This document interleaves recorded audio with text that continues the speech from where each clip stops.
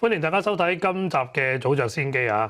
今日大賽過後咧，今次係回歸翻去平淡啦，咁啊過嚟谷草跑啦，9場嘅谷草夜馬嘅，今次係季內嘅第29次啦。咁就開跑時間咧就會係6點8個字啊，6點40分。賽道嘅選中咧就呢個 B 跑道作賽嘅，先睇睇呢啲途程嘅分佈啦。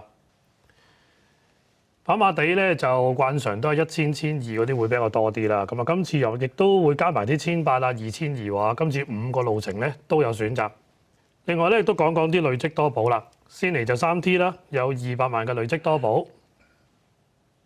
跟住咧，第一號馬 T 有25萬嘅多寶嘅。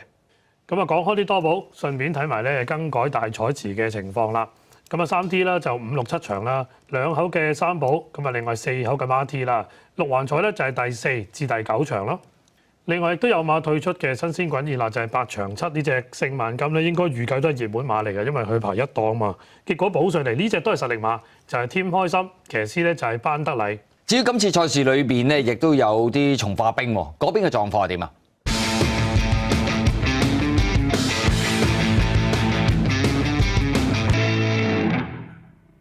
大家好，新一期嘅從化動態咧又同大家見面啦。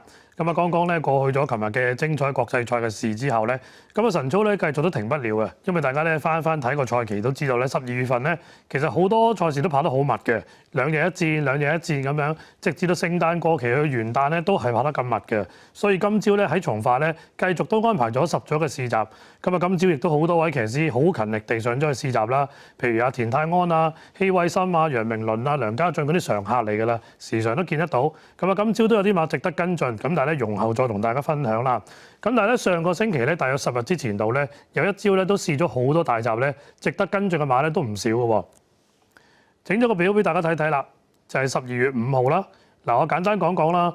嗱，精彩啊，風雲武士咧就今年都已經贏過啦。咁啊，呢個大閘田泰安上個試咧輕鬆到不得了嘅，紋風不動。咁啊，第二組啦，精彩動力今季就未曾上陣啦。其實一起美麗咧，今季都未跑過嘅。咁但係兩隻馬咧喺呢一組集不約而同咧都試得好好。精彩動力就中間穿上嚟啦，一起美麗咧就從外檔追上嚟嘅，一對馬咧值得注意啊！咁啊，另外開心勇區啦，今年咧就轉咗去貴福特馬房啦，即係近期轉咗貴福特馬房啦。咁啊，似乎有啲起色喎，起碼試習都肯走翻啲先啦。因為記得以往喺告東尼嘅時代咧，佢有時啲試習咧都會好似懶性重啲啊，唔係好肯走啊咁啦。咁但呢組集咧有翻啲生氣啦。咁啊，同組試嘅肯佩斯同埋龍城精將咧都值得留意啊。咁啊，除咗前邊幾組之外咧，去到第5組啦。就賢力寶啦，咁啊啱啱琴日咧，其實國際賽日咧都報咗名嘅，咁啊可惜做咗後備馬咧出唔到嚟跑，咁我相信距離佢再出賽咧不遠㗎啦。另外就精彩呢隻咧就係啲後生馬啦，咁啊近期我見佢咧開始試下啲唔同嘅配備啦，開防眼罩啊，咁啊之前又試過乜都唔戴啊，咁咧越試越好喎。咁啊，另外同組嘅同益線咧，嗱呢啲係長途馬嚟嘅，所以試呢啲短途集咧，佢扎地啊，不為已甚啊，咁啊按姜跟跑咧都有勢衝上嚟嘅。咁啊去到第8組啦，呢隻文采風流咧都值得注意喎。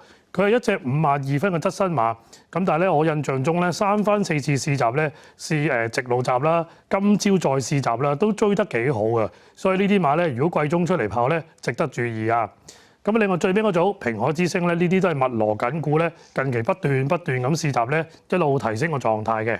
所以以上講呢一紮嘅從化兵咧，雖然今次佢哋都未跑啦，咁但係大家可以先記住佢哋嘅名先，到即將上陣咧可以跟進下嘅。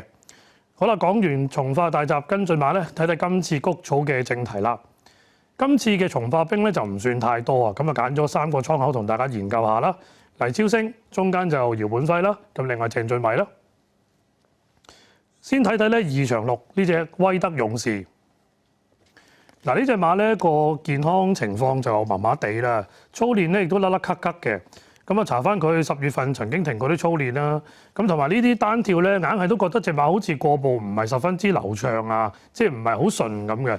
同埋呢隻威德勇士咧，佢都近期試好多大閘啦，試咗3個大閘，咁但係咧當中頭2個都唔合格嘅喎，因為咧實在試得太差。咁我相信大家咧，你如果有時間咧，譬如你上網去馬會嘅神操紀錄撳睇下佢嗰啲試閘表現咧，你都嚇親嘅。次次咧頭威頭勢，翻到嚟咧話褪就褪嘅咯喎，直情咧係急褪嗰啲嘅喎。所以呢隻馬嘅神操表現咧，確實都係麻麻地。好啦，跟住第2隻就3場5啊，就係你知我得，又係一隻舊馬嚟啦。咁有咩值得睇睇咧？嗱，先嚟睇下佢喺翻香港之前嘅最後一課快跳啊。咁我覺得隻馬個神態唔係咁足夠嘅。以往呢隻你知我得咧 fit 起上嚟咧，佢都會好活躍同埋好火氣嘅。咁但係因為試過9月查翻佢咧，傷患記錄都有啲腹絞痛啦。咁啊導致咧佢停操咗一段頗長嘅時間喎。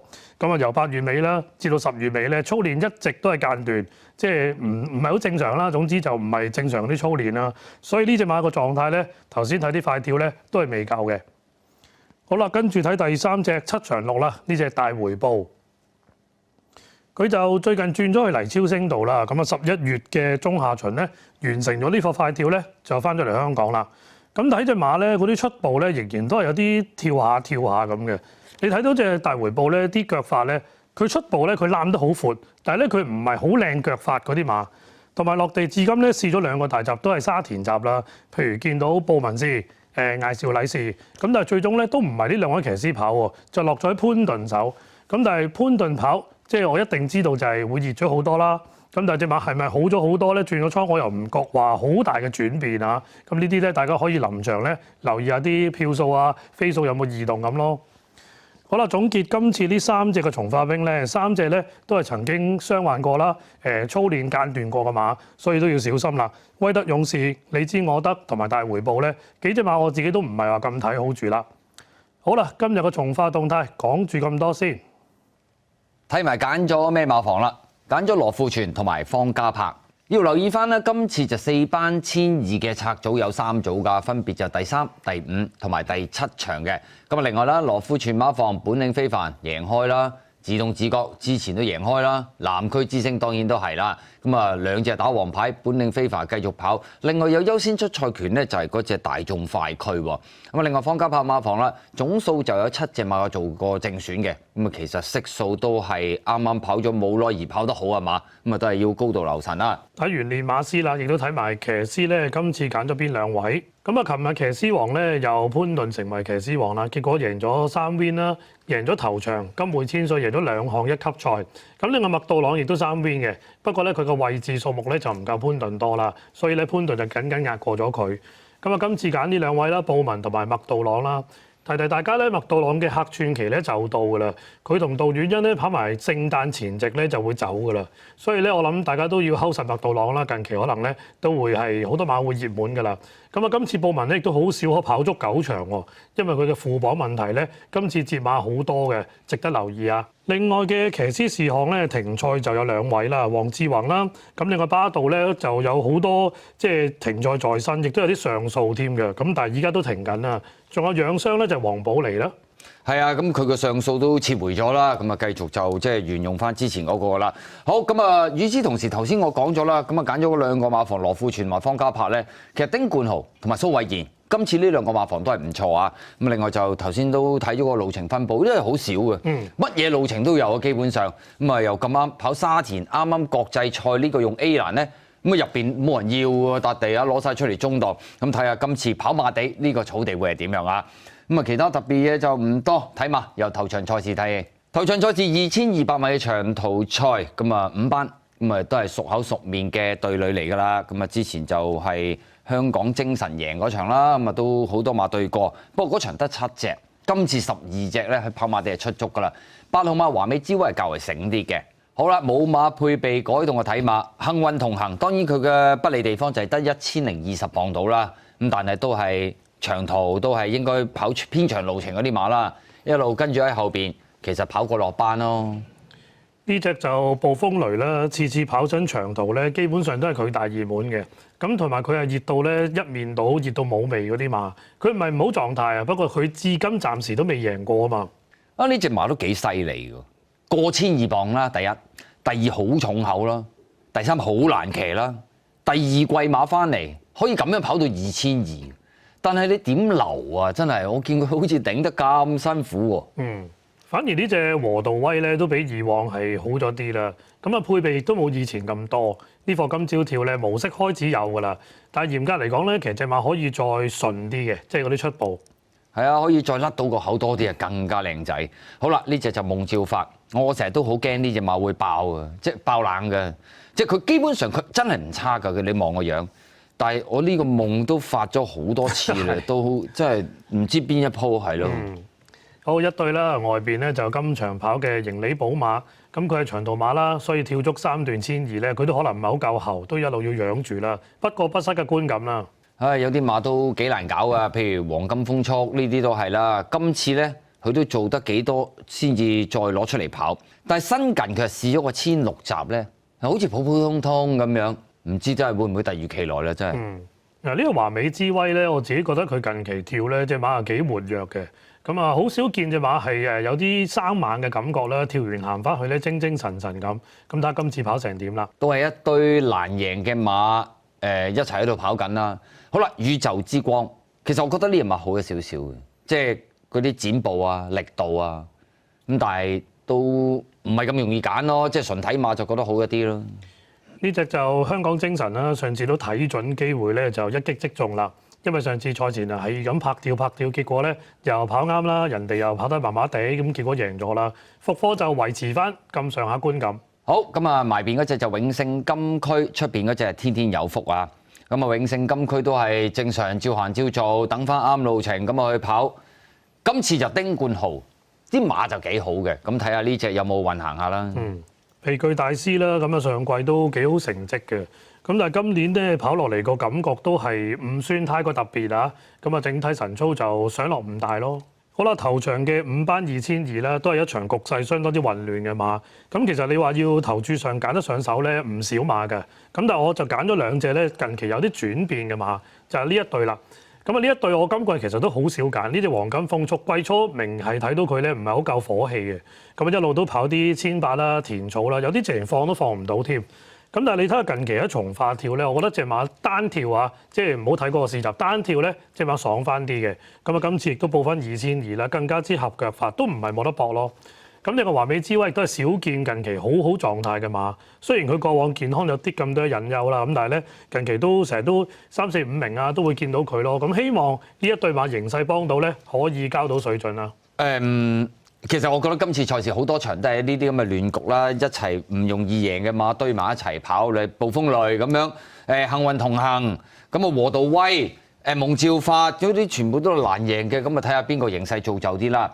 嗱當然咧，香港精神咧係唔錯嘅，但係嗰場馬我特登頭先指出，嗰場馬得7隻馬跑咁樣去贏，佢係突然之間對面變就走，咁啊暴風雷，咁啊都追得佢氣咳都勁嘅，其實都咁。但係如果出足12隻馬，又能唔能夠咁樣做到咧？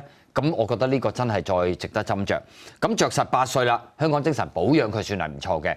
咁啊，另外後生啲，又或者曾經贏過馬嘅，1號馬幸運同行咯。咁啊兜嚟兜，咁啊4班贏唔到，咁啊就落咗5班咯。咁我覺得係呢度有少少變數咯。你話係咪真係好有信心？其實講真，我冇乜特別信心嘅，就喺呢啲組別，因為形勢上面太多嘢估唔到啦。頭場賽事都簡單研究過，休息一陣。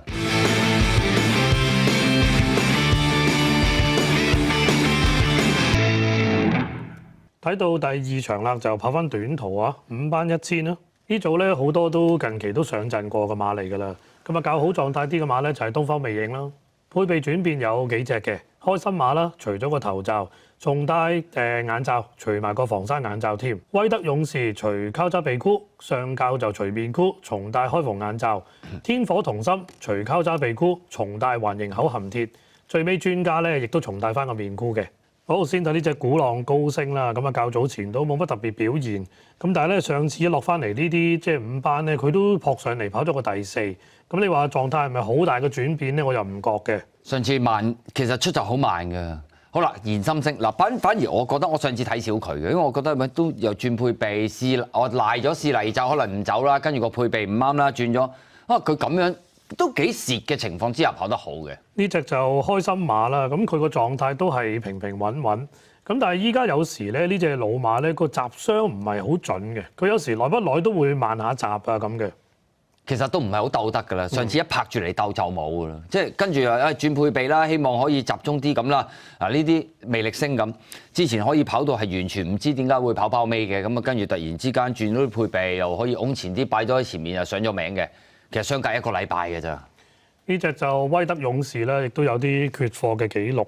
咁佢其實啲大閘都唔合格嘅，賽前試咗3個大閘，2個大閘唔合格，因為實在太差啊嘛，咁真係好難俾到你合格㗎喎。唔知以為你好彩你講，以為佢摩拳擦掌添，試好多大閘。好啦，上教咁呢樣唔得，嗰樣唔得，又轉下場咯，轉下眼罩啊，轉下配備咯，根本即係講真喺度撞嘅啫。今次好多呢啲咁嘅馬㗎。呢只咧就謙君子啦，都係最近先跑過啫嘛。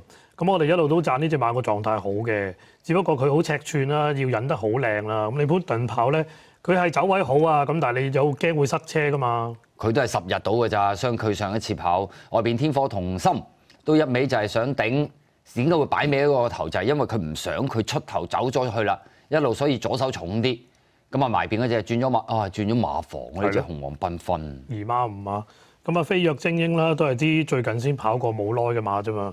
咁啊維持翻內圈踱步外觀就睇得嘅，咁但係演出咧就唔係話咁特別咯。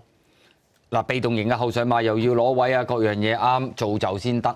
好啦，專家好有心機嘅，2套防沙，上一課俾埋個面箍都係咁樣跳，咁啊粒出去外邊走，咁啊着實冇以前咁癲嘅，嗰時就癲啲，咁啊依家就開始慢慢受到操控多咗。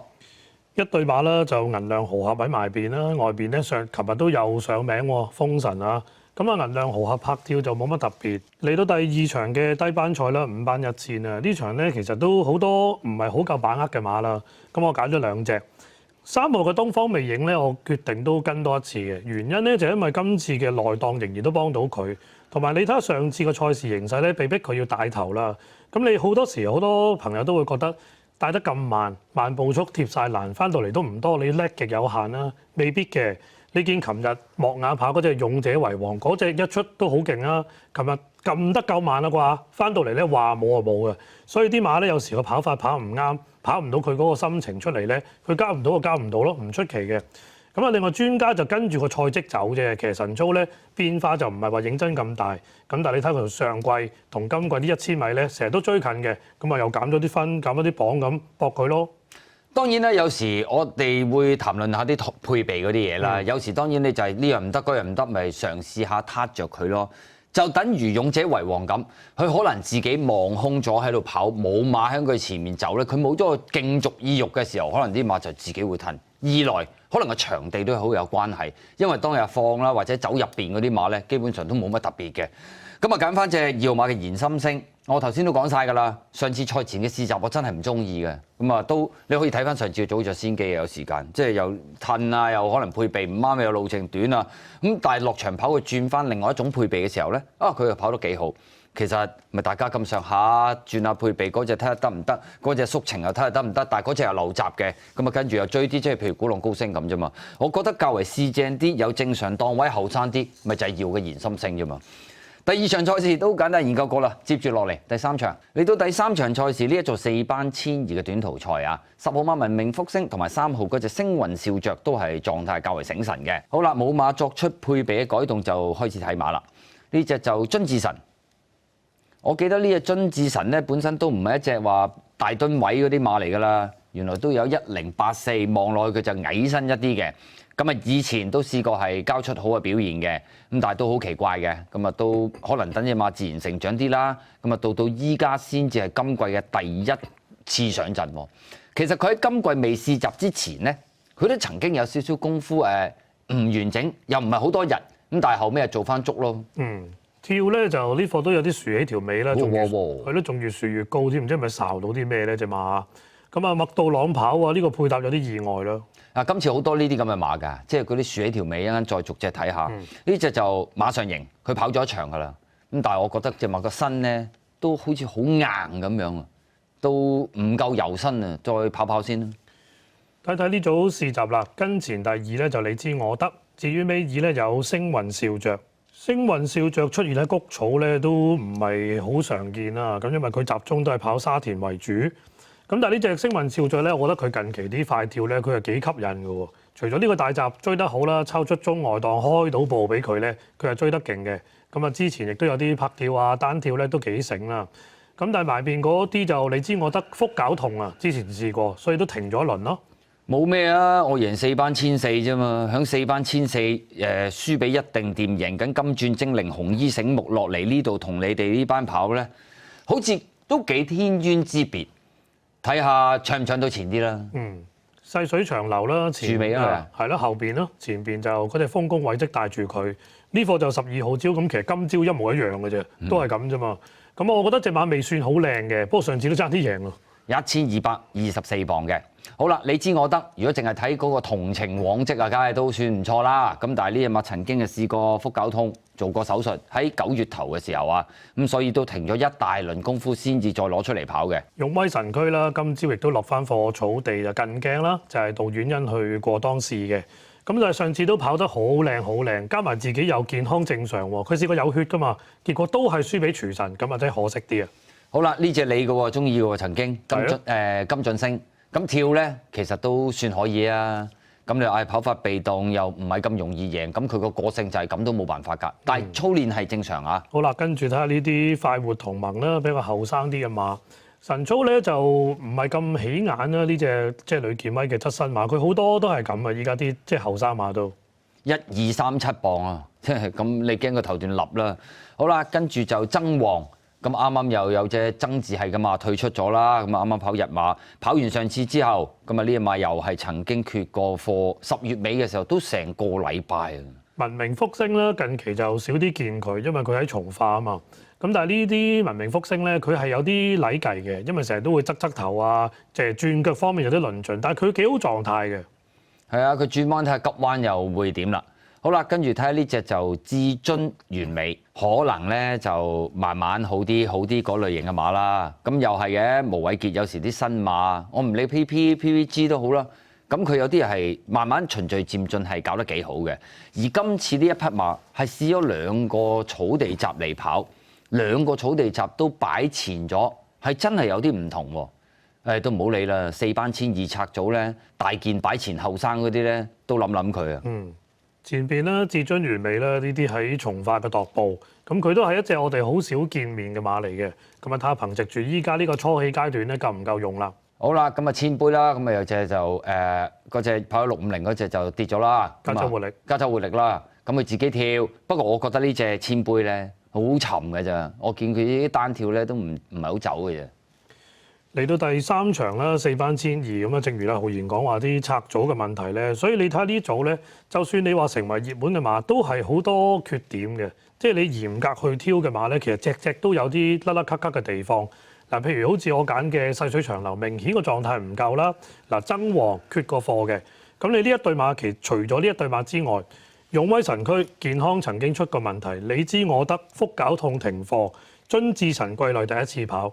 星運笑着冇谷草嘅驗證，咁所以你話係咪隻都有缺點咧？咁都要揀㗎。細水長流咧，我諗呢啲馬其實可能個潛力真係唔錯。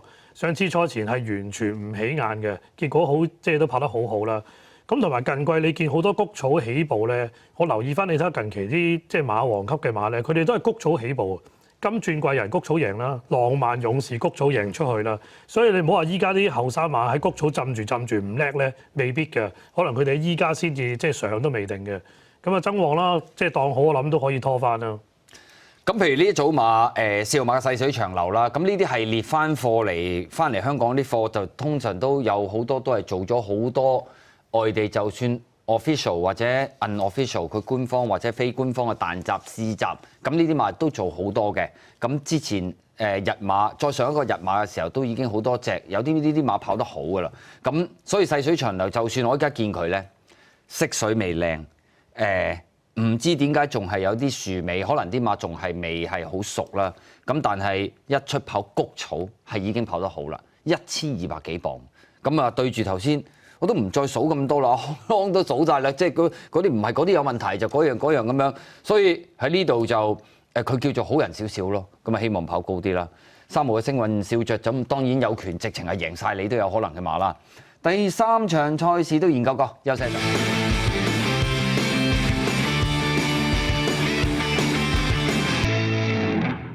睇到第4場4班1650呢場咧就六環彩嘅頭關，狀態好嘅馬咧都唔少㗎，譬如1啦、2啦同埋6號嘅8號君志勝都有水準啊。配備轉變，顏色勇士咧就除咗個面箍，重戴眼罩，君志勝亦都除面箍啦，重戴開防眼罩跑。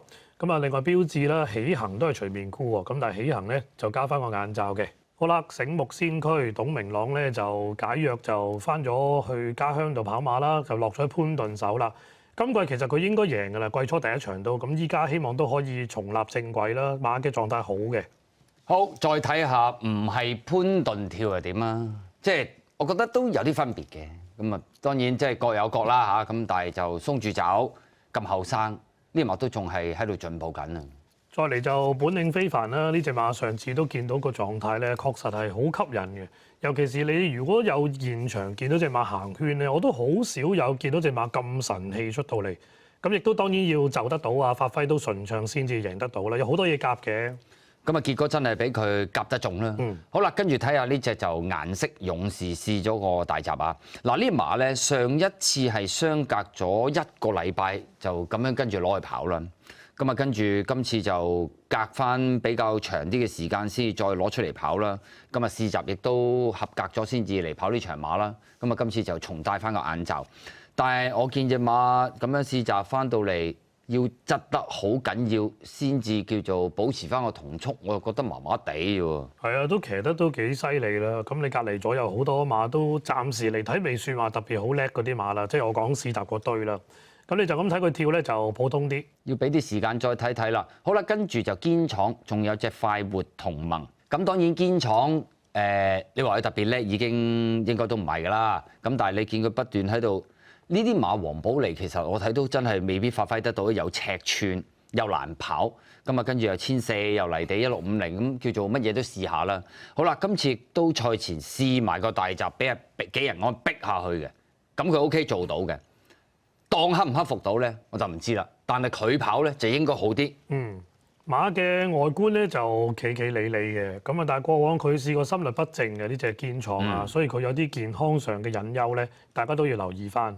好啦，明亮光輝，哇，點解會跑1650嘅？我都有啲奇怪啊！嗱，總數跳4課，4課都嗌到啦，自己全部跳晒㗎啦，係唔錯馬。但係你咁樣跳上嚟跑1650轉幾個彎咁樣，仲要第2次出賽，第1次跑谷草喎。加州活力啦，又係今年比較失運啲嘅馬啦。其實你經過咗3次咧，隻馬個狀態越嚟越好㗎啦。咁啊，希望頭先嗰個彈泥閘就冇影響到佢。現場再望下隻馬乖唔乖啊？我有時啲馬你俾佢鬆一鬆，開心下咧，係可能 OK 㗎。我又覺得，因為佢係有個性嘅馬嚟㗎。好啦，呢隻就有運行嗱，佢開始慢慢好少少嘅。但係有時跳過，始終都好似係向上彈啊，騰空時間耐啲，逐步好緊。呢隻君志成咧都輕輕有啲咁多豎起條尾，佢又唔係好似頭先嗰啲咁嚴重，成條馬趌，成條尾趌起嗰啲，佢又唔係嘅。咁啊，快跳佢幾爽㗎喎，近期啊！即係佢有時啲步都係梗梗地㗎啦，但係就係咁咯，即係懶贏咯。好啦，呢隻標誌開始慢慢囤積翻啲力度好翻啲啦。其實呢隻馬個樣唔差，不過唔知係咪內在咧比較孱仔啲咧？巴閉佬啦，今朝咧可能都想鬆俾佢轉腳啦，臨尾啊，俾快少少佢走嘅。咁啊，馬尾啊貼啲啊，跳起上嚟啊，我覺得佢仲未係好自然嘅。起行都係，不過係你如果我咁樣講，唔係喎，佢又近喎咁樣。但係講真，我真係神操都麻麻地嘅啫。咁你話啲馬可以再適應好啲，咁樣跳我就真係麻麻啦。有色光輝啦，外邊啦，埋邊就係嗰隻永勝金區跑頭場嘅。咁呢隻永勝光嘅有色光輝咧都試出彩虹喎，上次跑1里都近下嘅。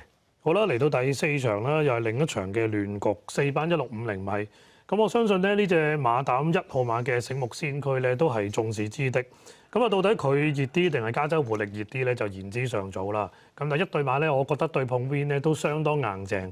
尤其是兩隻馬今年咧，你見到佢哋都係一個失運之下咧，唔能夠取得頭馬，尤其是醒目先驅添。其實加州活力咧上次都夾得好慘嘅。你見阿布文上次其實個位定得好靚，去到彎位，諗住可能托大啦，嗰個捐埋邊啦，結果前邊啲馬褪落嚟喎，咁啊結果哇一蹬咗成2個馬位咧冇得追啦。但係終點前佢又走翻上嚟，即係你捉正啲馬其實有態㗎啦根本，所以呢一對馬夠惡嘅。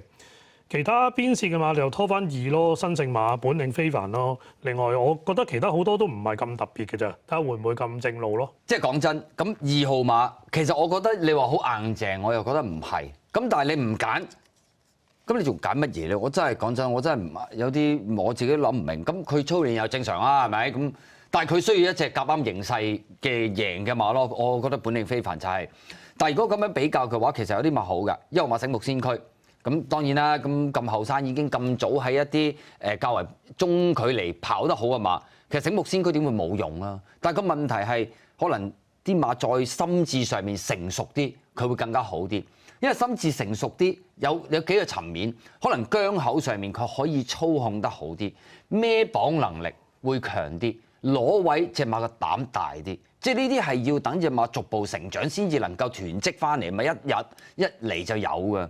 我覺得係慢慢好緊咯，醒目先驅就係、其他馬6啦，加州活力啦，其實嗰場馬當然事後睇啊，依家係咪可以轉彎食埋個 momentum 嗰個順勢就走咧？因為你有馬係咁噶嘛，咁睇下今次會拿捏好啲，係高東尼近排爭啲啫。不過呢隻就有啲心情，有啲性格㗎，佢突然之間可以好好嘅。另外4堅廠拖翻佢啦。4場賽事都同大家研究過，接住落嚟第5場，嚟到第5場賽事啦。呢一組就香港高爾夫球會100週年紀念杯啊，4班千二嚟嘅。6號馬雷神太保，咁啊潘頓跑啊，究竟是好是壞咧？佢係轉咗啲配備啊，除咗個防沙眼罩，神操有帶喎。好啦，北地練馬佢係咁嘅，我即係因為嗰時後生佢都係咁噶啦，好中意咬落去咧，佢就死嚟同你嚟過噶啦。呢個佢個心智未夠好熟，但係佢呢個班咧，佢隨時可以贏得㗎。咁啊睇睇呢組試閘先啦。埋邊第5咧有皮具大師，中路咧就勝多多啦，風起雲湧跟佢，包尾咧就大眾快驅。咁啊呢組閘我哋上次都睇過啦，當時睇咧就係帶頭嗰隻事事感恩。咁啊結果琴日嗰隻出閘論盡咧，翻嚟就2樣健康有問題添。咁啊勝多多就有理冇理，今年2 win 先。咁呢啲起碼即係事事正正啦，繼續試閘，風起雲湧跟得輕鬆啦，大眾快驅就臨尾終點前咧追翻近嘅。個大眾快驅嗰啲，我覺得信唔過㗎啦，嗰啲馬即係佢係咁樣嘅，又健康有嗰啲問題。好啦，咁我哋睇翻勝多多嗱，回氣時間夠，閘又有，咁啊各方面冇以前咁大口咁勁添，我覺得呢隻馬咁樣仲好啊。嗱呢隻又係中意樹尾嘅巴閉哥。同埋咧，你留意下呢隻巴閉哥行圈咧，其實佢行得唔係幾靚嘅，佢好似成日咧好似拐下，有啲坑到嗰啲咁嘅形態，好似牙煙啲咁嘅。佢嘅行咁樣跳都係嘅。啊、好啦，細水長流就中間，前面帶住就豐功偉績。咁我覺得豐功偉績其實有翻咁上下件頭嘅，但係啲馬咧都仲係火候未夠。呢隻就有紅利啦，依家都長居從化啦，都好少見到佢。咁佢舊年都仲識贏嘅，不過舊年贏嗰場我記得啊減磅啦、落雨啦咁。咁依家啲條件好似就未係話好夠咯。係咪季尾添？我都唔記得啦。好似係。好啦，雷神太保嗱戰績啊，梗係有啦。我而家數下呢套配備：2套防沙、交叉鼻箍、馬定基、扎利。咁啊要睇下潘頓點樣操控啦。磅都有排磅啊！比特星啦，咁啊出跳就有麥道朗啦，上次都潘頓㗎啦。咁但係上次潘頓又麻麻地，反而之前黃寶嚟咧放頭上名喎。咁我諗佢都未必係好叻嘅，不過跳過個身就幾輕啦。好啦，找下嘅，咁啊天下寵兒。咁講真，能力或者個評分其實係呢個分咁上下啦。咁但係啲馬都仲係 keep 得都幾正常啊，操練冇問題啊咁樣咯。但係你話有突破又冇乜。呢隻今年都曳啊，加州得力，即係跑落都好多好有心機跑啊！你見阿布文啲攞位，但係翻嚟騎落真係唔多。本身佢後備1嚟嘅，咁啊出咗嚟跑咯。係啊，咁啊睇下補出嚟會點啦。好啦，呢隻就勁進齊心，又係啦，個跑姿上面咧都總係覺得有啲唔協調，都係唔知個唔夠熟定係點樣啊，都有排搞啊。大眾快區啦，頭先大家見到嗰啲大閘咧喺外邊好似都追得下，但係我硬係覺得隻馬咧佢啊好大隻，但係咧其實好似唔係好力咁嘅，朝頭早跳啊，成個感覺都係。好啦，跟住就閃電升福啦，都係一啲比較後生啲嘅馬啦。跳就跳咗4課，跟住最後試跑，其實咁啊工序上面係冇問題嘅。但係之前咪可能天氣涼翻啲啊，之前好濕身嘅喎。係呢一點大家都要值得注意，因為啲馬匹都係比較敏感啲啦。譬如我哋上次祖澤司機講過嗰隻南加名城咧，晨早未急啲嘅，但係你見琴日個溫度一低咧，16、7度啦，沙田，你見佢出到嚟咧乾爽嘅，所以啲馬咧係隨住個溫度變化、濕度啊，都會有啲情緒唔同咯。咁呢場都冇乜特別，有啲咩好硬淨嘅馬，揀翻呢隻天下寵兒啦。咁啊點解揀佢嘅原因咧？就因為我覺得佢會有啲賠率啫。雷神太保一定係眾矢之的嘅，咁但係佢係一隻從未出頭嘅馬，咁你再加埋個潘頓咧就火上加油，更加之熱添。咁呢隻天下寵兒反而咧，佢1000咧依家就均速啲、嫌短啲，1200咧會啱腳法咯。咁我求佢3甲有佢一隻咁解啫。其他好多都勝多多，我諗拖翻啦。始終話晒人哋今年都2 win 啊。嗱，雷神太保就當然有戰績去支持啦，但係神操咧，佢係一隻比較重口嘅馬。咁到底潘頓跑當時隻馬嘅心情而影響到個人嘅心情，定係個人嘅影響個心情而僵口上秒速？有權係好好突破嘅。嗱，講真，咁但係佢會偏熱門嘅。咁我覺得你都係要再諗多諗先。二號馬勝多多就反而我覺得長期係維持得咁穩定。沙田成日贏唔到啦，我當佢一轉過嚟谷草咁樣咩2搭啊3搭啊咁樣走，原來隻馬坐車過去，搞咁耐等咁耐出嚟跑，原來佢都冇問題喎。咁我覺得勝多多係維持得幾好。另外就1號馬嘅北地烈馬，我覺得呢隻馬係有權突然贏晒你嘅。哇！睇戰績梗係冇啦，今季跑過一場啫嘛。但係上季呢馬3歲啊，可以咁樣咧，係個姜口係重啲。咁但係呢個佢甩唔到我都冇辦法。咁但係佢有嘅係少少潛力，其他嗰啲喺度對嚟對去睇下邊個好啲啫嘛。咁啊第5場賽事都研究過，休息一陣。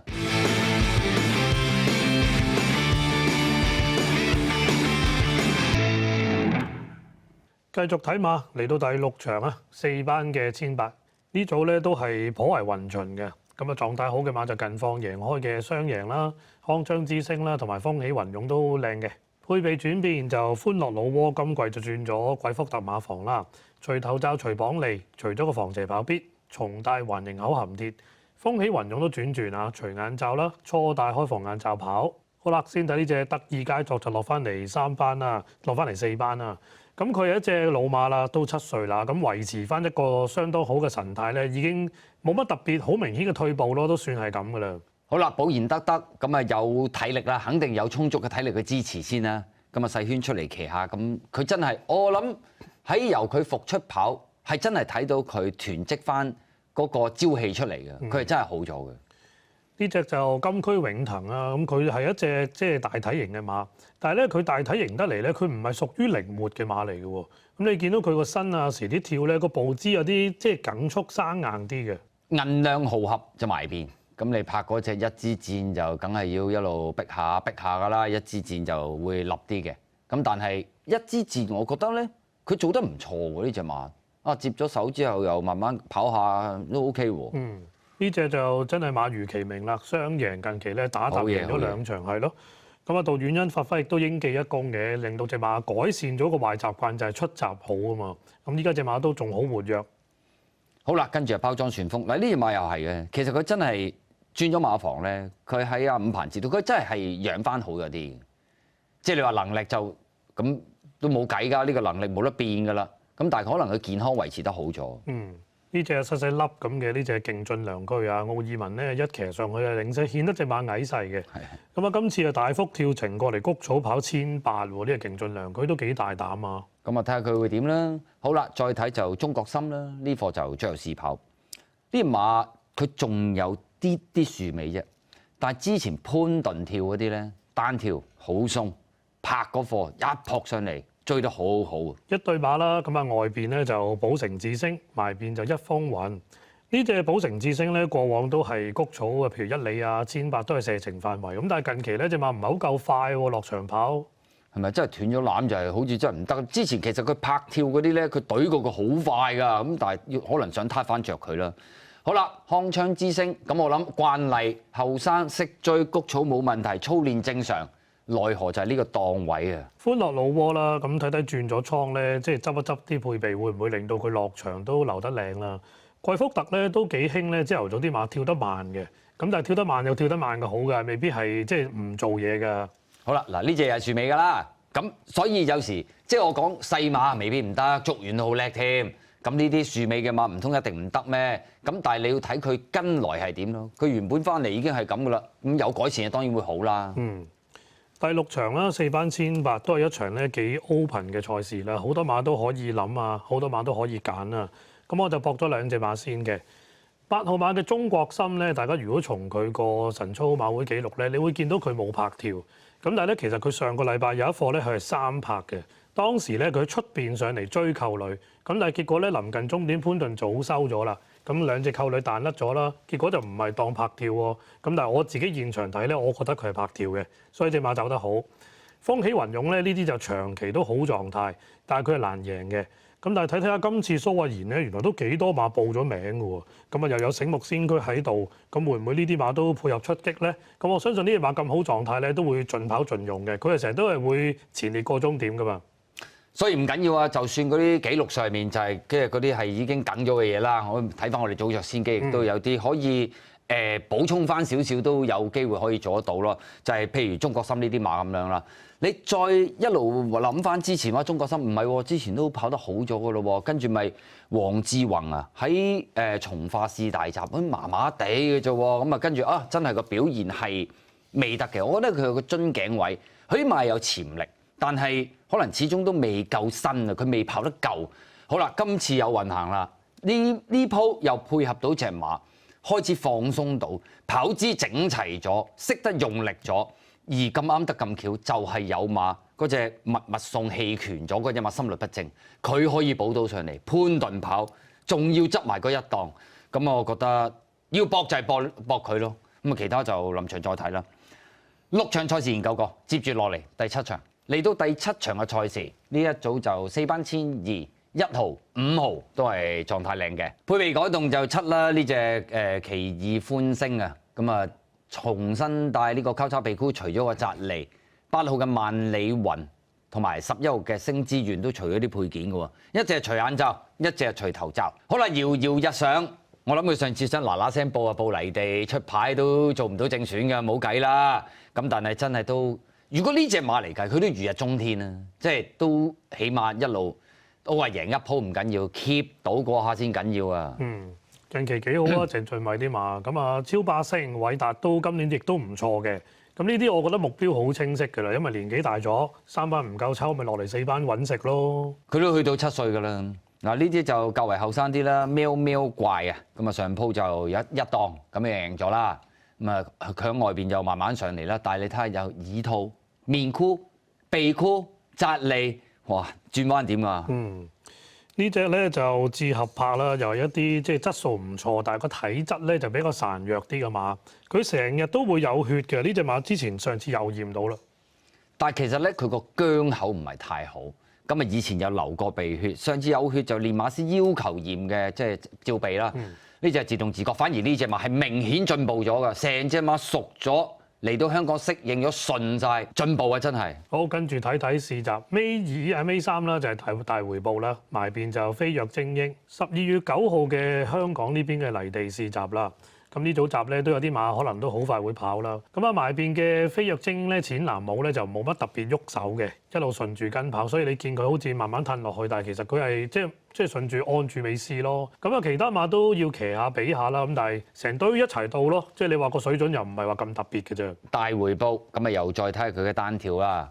我覺得佢操練上面咧有3兩日啫，佢又唔係多嘅，咁啊即係少少可能唞多啲啦。我記得喺前一次之前咁上下啦，佢試集係好一啲，但係就唔夠肯定啊。哇！你睇下呢啲上個禮拜跳，哇！呢一奇異歡聲，我懷疑佢唔係想跳快嘅，不過捉唔到嘅啫。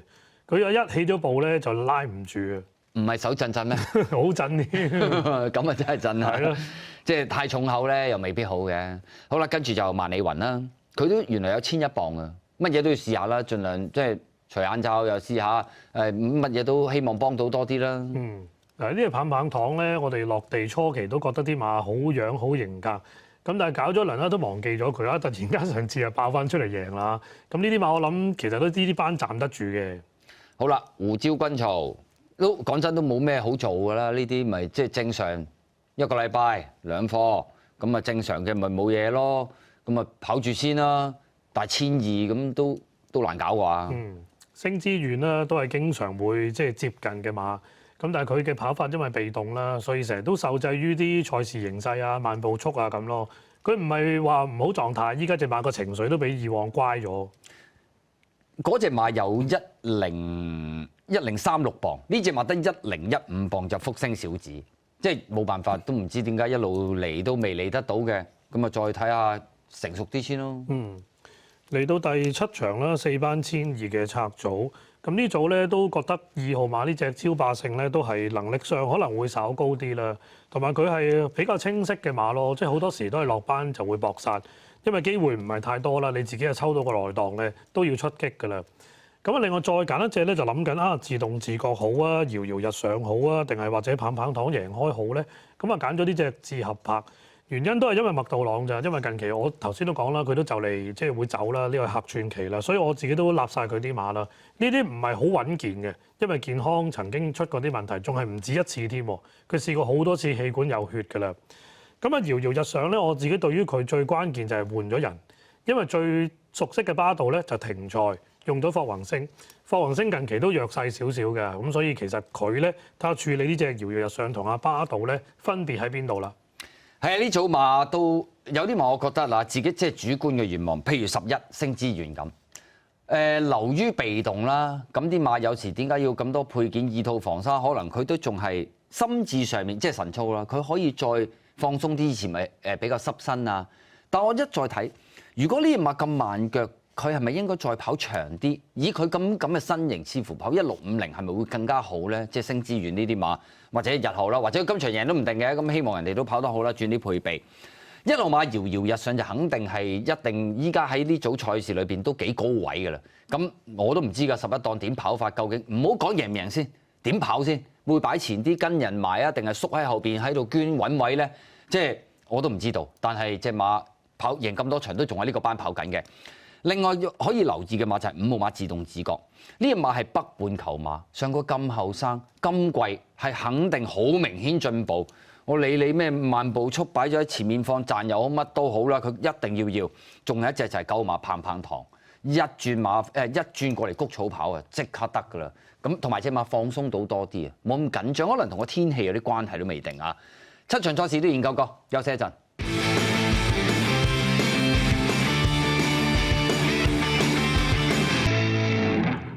睇埋尾嗰2場啦，先嚟第8場啦，3班1000，又睇睇啲馬匹嘅神操能量啦。呢組咧就我哋兩個都比唔到4格能量嘅馬匹喎。配備轉變咧，6、3千里就初次綁利。好，睇下呢一組從化試閘先啦。騰龍4海有份試嘅，12月1號即係2個禮拜之前啦。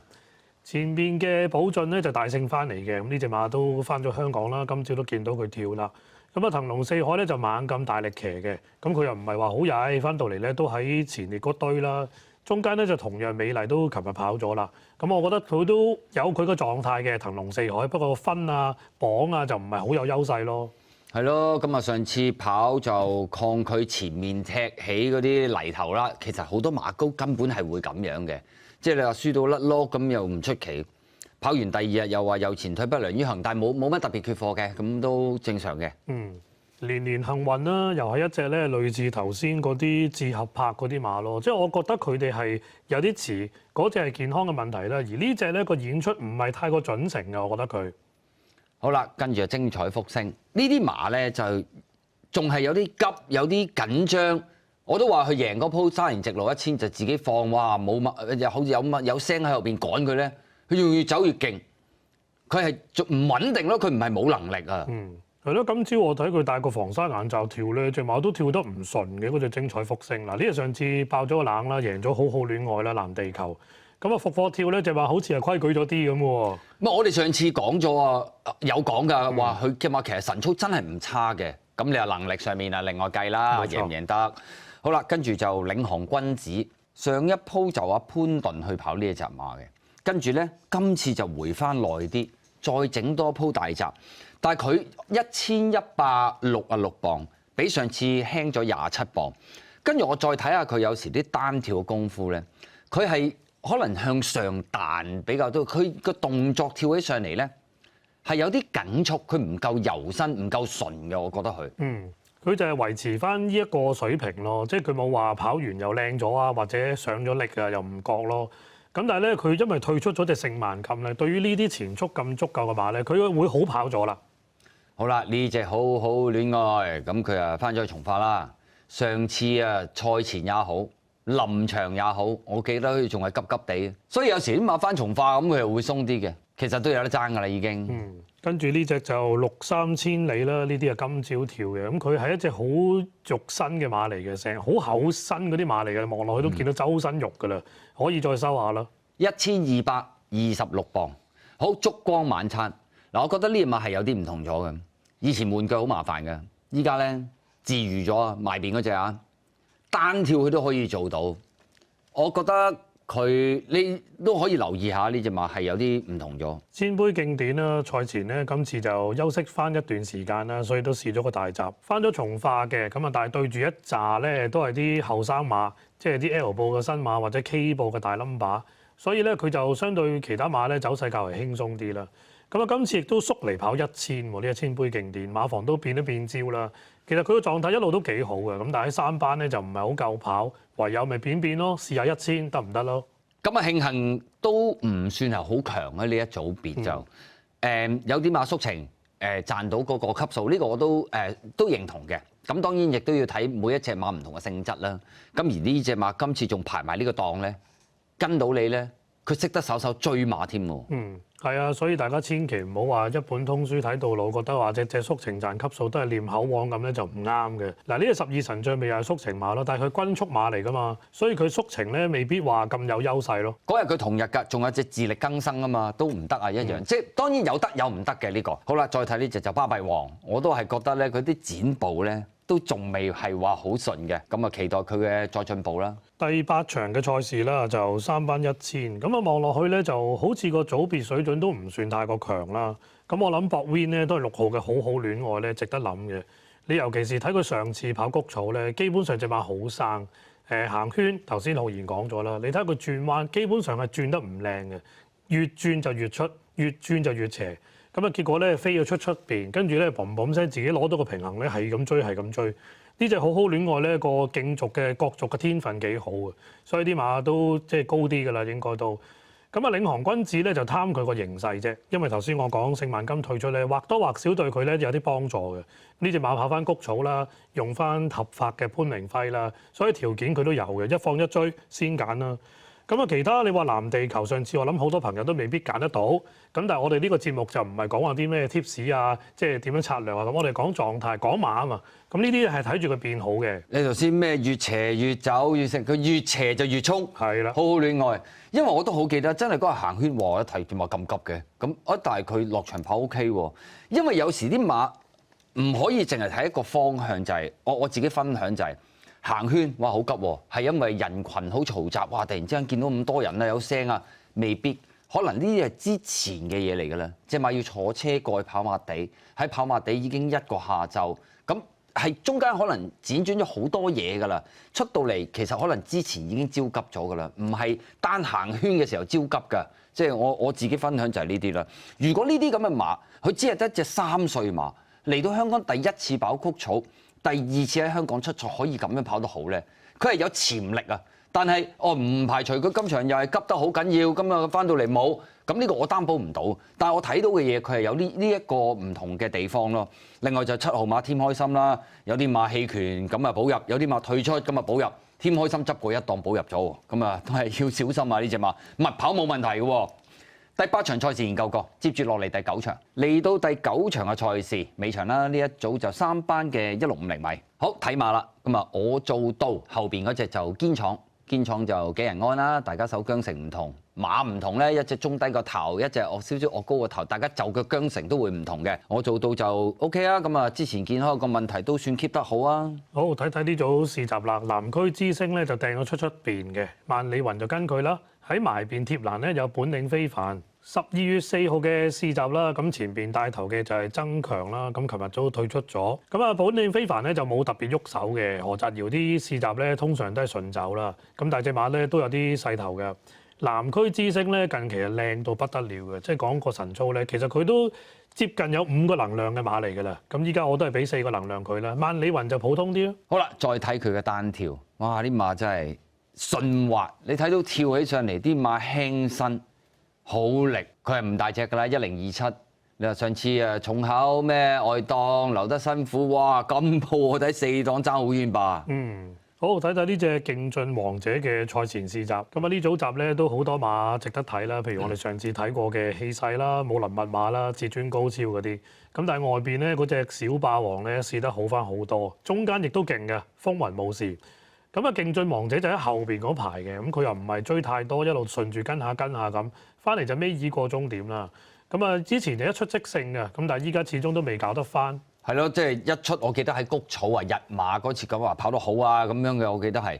所以有時就係一個樽頸位，你過唔到嗰下，你就用好多時間去再重新吞過。咁你依家仲要第一次跑650，我就麻麻地。有財有勢啦，都係阿賽嗰啲慣性㗎啦，呢啲都唔錫住佢啦，不斷咁跑。咁其實都未同之前差唔多。咁你睇下邊次個步速就到，攞位順嘅未交到咯。即係已經咁樣喺呢個時刻、呢啲季中、呢啲月份裏邊係有機會啦。你即係諗下嗰啲賽事水準，有啲係真係強弱懸殊嘅。你傲視同群咁，我真係又係覺得啲馬啲力度咧，好似麻麻地，前腳咧唔係好開㗎。哇！呢隻勁好運咧，又係算佢好嘢喎。即係以往咧得一場頭馬就係贏唔知5個馬位、6個馬位。咁啊對上呢兩次都贏得好出色。艾少禮跑呢馬跑得好靚啊！你啱啊，唔知5個馬位定6個馬位，佢係5個馬位中間，5又4分3。係好啦，呢隻閃光燈，呢隻馬呢個路程到嘅，我覺得，因為我見佢試集要逼嘅轉彎嘅時候之前，但係佢依家未夠身住，我覺得佢仲係。超加加啦，呢啲都係有少少可惜嘅，因為佢可能啲健康唔係太穩定嘅。其實佢即係上季一路衝緊泥地咧，佢幾好勢嘅當時嗰一段啊，跟住就窒咗。係咯，嗰啲會染被覆蓋嘅手術啦做過咁。好啦，呢隻就赤風梨，上次都驚險㗎咁啊，不過走晒佢啦，走出去咁樣咁啊，最緊要人馬安全。咁但係顯示到呢隻馬係好生啊！呢隻凡凡有餘咧，又係朝頭早而家放鬆到不得了嘅。咁我記得佢有啲落草地試咧，又係即係不隨不疾咁走翻嚟。依家隻馬幾輕盈啊，走過。同埋蔡明少，即係有時佢嗰對手又係好鬼靚嘅，真係好順嘅跳到啲馬。後邊嗰隻啦，前面係海明神區啦，咁都 OK。咁樣接手健康有個問題嘅馬，沈集成係好嘢嘅，真係冇得傾啊！呢隻就吉星騎士啦，今朝單跳就用咗個頭罩。上一課拍跳咧，佢掹咗個頭罩跳咧，佢肯走啲。咁啊，開始上力㗎啦！呢個吉星騎士，留意下個表現啦，少少梗啲嘅。嗰課咪中國心火唔喺出邊追上嚟啦。吉星騎士就喺埋邊。好啦，勁進區其實呢馬都叻嘅，但係一個形勢唔啱咧，就會令到跑就麻煩啲。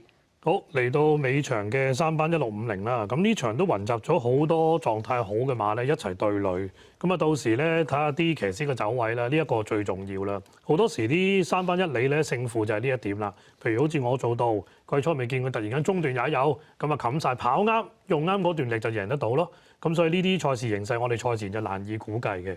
咁啊揀翻狀態好嘅馬啦，凡凡有餘啦，南區之星啦，兩隻馬嘅狀態都非常之好。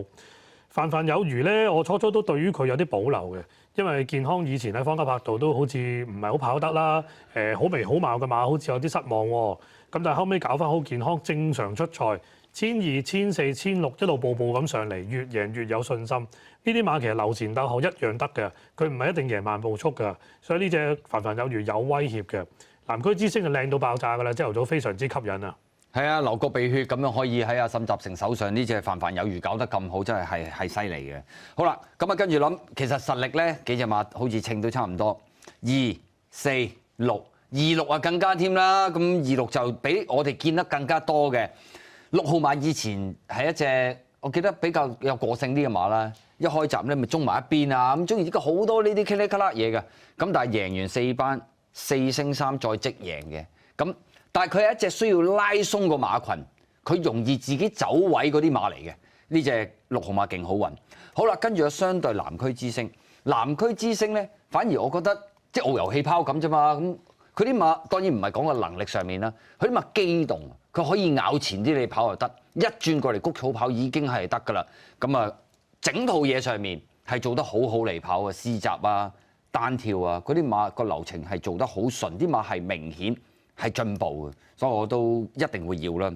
其他嘅馬或者臨場再睇啦。9場賽事都同大家研究過，今期嘅進步之星睇下揀咗咩馬。我就揀咗6場8號嘅中國心啦，咁啊睇下係咪真係運氣話嚟就嚟啦，因為有馬退出咗，呢匹馬得以補上咗啦，而同時間佢真係有進步啊，因為之前都狀態唔係太好啊，走規都有啲係唔係好規矩啊，但係一路做落嚟跑落嚟，開始拿捏到咧，呢啲馬慢慢火候夠翻啦，咁啊賽前都試過啲單跳啊，帶咗個耳套咧，好乖好定，跟住整課拍跳，可以除咗個耳套外邊一火唔就已經過。即係基本上係睇到佢嗰個進步嘅流程係嗰個幅度都好大，咁啊所以執埋嗰一檔，咁啊揀咗呢隻6場8中國心。我就揀尾場啦，9場2呢隻南區之星啦。咁唔知佢會唔會成為大熱門啦？因為尾場咧都幾均勢嘅。咁但係睇呢隻馬咧，啲晨操嘅形態咧，確實係非常非常之吸引。單跳又夠勁啦，又夠定啦，亦都係操控自如。咁試閘亦都如狼似虎撲上嚟啦。上次你見潘頓跑過第7咧，翻到嚟都不為已甚啦，因為前邊啲馬甩咗啦。咁你見佢臨尾嗰即係100、200嗰啲推騎幅度，你都即係知道㗎啦。希望今次排檔好轉，步速各方面走得到咧，今次應該會見真章呢個南區之星啊！留意住佢。今日都係揀咗一對潘頓嘅馬啦，都係希望佢可以延續個佳績，交出好嘅表現啦。重複多次，嚟緊嘅賽事安排喺星期3晚，咁啊跑翻發育谷啦。9場嘅夜馬，咁啊頭場開跑時間就6點40分，即係6點8個字啊。咁啊今晚節目時間差唔多咯，現場再同大家分析過，拜拜。